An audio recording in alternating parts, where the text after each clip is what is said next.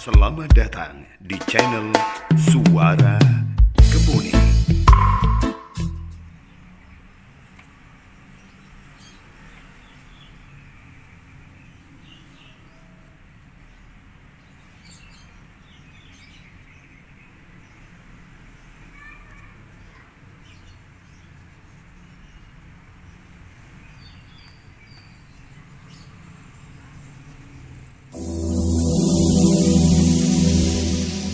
Warahmatullahi wabarakatuh. Selamat pagi sahabat, teman-teman dimanapun Anda berada. Di kesempatan pagi hari ini saya kembali lagi hadir bersama Anda dengan Suara Kemuning. Dan saudara kita inilah Sodik Ismail. Assalamualaikum warahmatullahi wabarakatuh. Selamat pagi teman-teman semuanya, apa kabar hari ini? Di depan saya ada kemuning Jawa yang dipenuhi dengan rumput-rumput yang gak jelas ini ya. Kita bongkar dulu. Ini usia 1,5 tahun. Tapi ini kita ground. Kalau lihat situasinya potnya besar kan, tapi tipis. Nah, kenapa saya menggunakan pot besar tapi tipis? Saya menginginkan akarnya nanti akan menjalar, tapi dia nggak menancap ke bawah, tapi tetap potnya besar tapi tipis. Konsep ini sengaja saya ambil biar apa? Akarnya dia akan membuka begini ya. Jadi pot besar tapi tipis ini menguntungkan pada saat pembentukan akar secara dasar, yang akhirnya membatasi akar untuk turun ke bawah. Maksudnya seperti itu teman-teman ya. Jadi untuk mendapatkan akar yang menyebar, maka saya harus membuat si kemuning ini tidak punya kesempatan untuk nancap ke bawah.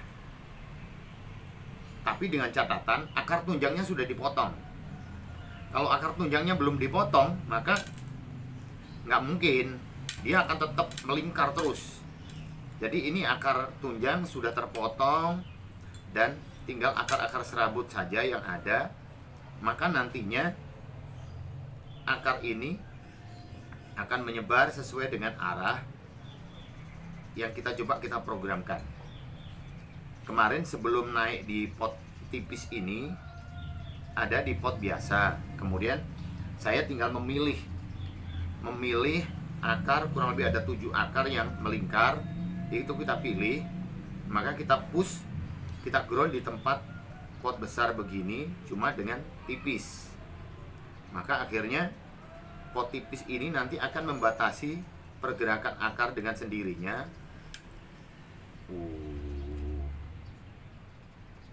Dan penyebaran akar itu tidak sampai menjalar ke bawah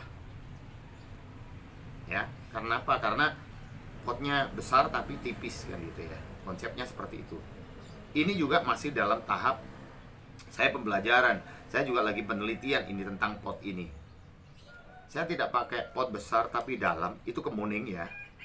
Saya kira tumbuhan yang lain juga akan seperti itu kalau toh memang diterapkan. Saya yakin itu. Kenapa? Karena potnya besar tapi tipis, maka akarnya tidak sampai nancap ke bawah. Anda boleh mengikuti metode ini dan Anda bisa mencoba. Secara logika saya, akar kemuning itu kan dia bisa panjang ke bawah. Nah, kalau kita batasi dengan potnya yang besar, makanannya tetap tidak berkurang, tapi dia tidak sampai turun ke bawah terlalu dalam. Maka dia akan menyebar di sekitarnya. Maka insya Allah hasilnya akan memutar. Dan kita tidak repot-repot lagi harus memotong ke bawahnya yang nancap, tapi dia akan begini sesuai dengan pot yang ada. Insya Allah begitu. Apakah nanti bisa dilihat? Kita lihat saja nanti dari hasilnya. Tapi dari pertumbuhan yang ada, alhamdulillah ini cukup memuaskan. Daunnya bagus. Kemudian dari sisi Kelayaan pertumbuhan cukup. Nih buktinya apa? Seger. Percabangan sudah tertata, karena sejak kecil memang sudah tertata. Yang tidak tertata itu rumputnya ini loh. Ya kan? Rumputnya ini yang tidak tertata, sehingga harus dibersihkan begini dulu. Ya, capek juga loh membersihkan rumput kalau jumlahnya banyak, teman-teman ya. Nih, tapi mau tidak mau kan harus dibersihkan ini, biar nggak makan sari-sari makanan yang dimakan oleh kemuningnya. Kalau potnya tipis gini, kalau potnya besar sih, kalau tebal nggak masalah, dia hanya di atasnya saja rumput-rumput ini. Tapi karena ini potnya tipis ya, mau nggak mau kita harus bersihkan, teman-teman. Karena pot tipis berebut dengan makanannya kemuning, maka ya siapa tahu kalau lapar nanti kurang lagi, dan nanti pertumbuhannya kurang bagus, ya kan? Nah, maka ya sudahlah, kita bersihkan dulu, sabar sejenak ya. Jadi ini kontennya apa nih? Bersih-bersih. Enggak sih, saya tetap akan menunjukkan dari hasil kemuning dari biji ini yang saya memang kelola. Saya pingin mami-mamian begini ya, biar Anda juga tahu perkembangannya seperti apa. Satu persatu saya akan tunjukkan sama Anda dari hasil pergerakan kemuning setiap harinya atau setiap bulannya. Nah, teman-teman, bentuk yang seperti ini menurut Anda nih, apakah sudah layak? Ya kan? Ini potnya keramik. Tapi kegedean. Kalau batangnya hanya sebatas sejari ini, dan ini kebetulan rangkaian dari percobaan untuk rangkap jadi satu pohon. Kalau sudah rangkap jadi satu seperti ini. Nah, ini 2 batang di bawah ini ya. Ini 2 batang, di atas sudah menyatu ya, sudah menyatu. Dan ini meliuknya begini, cabang sudah ada. Oke, sekarang kita kurangi dulu daunnya biar Anda kelihatan juga ya.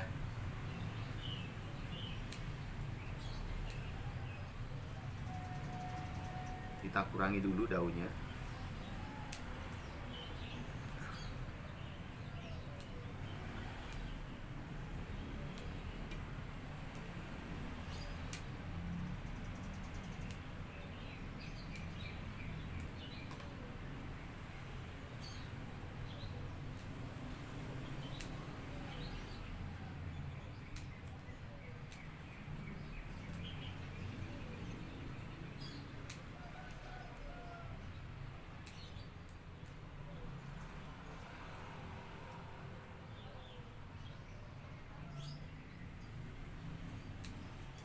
Nah, yang tidak tertutupi nih biar kelihatan batangnya ya. Karena saya yakin Anda melihat ini dari batangnya dulu dan akarnya dulu kan. Saya buka dulu akarnya. Sedikit aja ya. Jangan terlalu dalam ya. Anda biar penasaran ya. Nih, teman-teman. Akar sudah, karena memang awalnya ada 2 batang. Kalau 2 batang begini, ya seperti ini. Oke, cabang sudah lengkap. Tinggal kita menunggu ranting, anak cucu ranting, dan cicit ranting, canggah ranting ya. Maka inilah kesempatan kita untuk mendapatkan yang terbaik pada saat kita mulai menanam dari kecil. Ini kemuning Jawa, teman-teman ya. Badannya bergerigi begini, karakternya tua begini. Ini kemuning Jawa. Kalau kemuning Jepang halus, dia lebih halus dan lebih apa ya? Tidak berkelok-kelok gitu ya. Ininya apa, karakter kulitnya. Dan daunnya lebih kecil, dan ini masih agak besar daunnya. Ini belum bisa maksimal saya mengecilkan daunnya. Tapi insya Allah kurun waktu yang kita program daunnya akan mengecil. Ya nggak mungkin sih bisa sekecil si daun kemuning Jepang, nggak mungkin. Tapi saya yakin kemuning Jawa ini bisa kecil juga. Tapi memang tidak bisa 100% kecil. Misalkan sampai dengan 50% kecilnya nggak bisa sih. Antara ya 70-80% bisa mengecil daunnya si ini kemuning Jawa. Cuman rata-rata memang pohonnya besar-besar.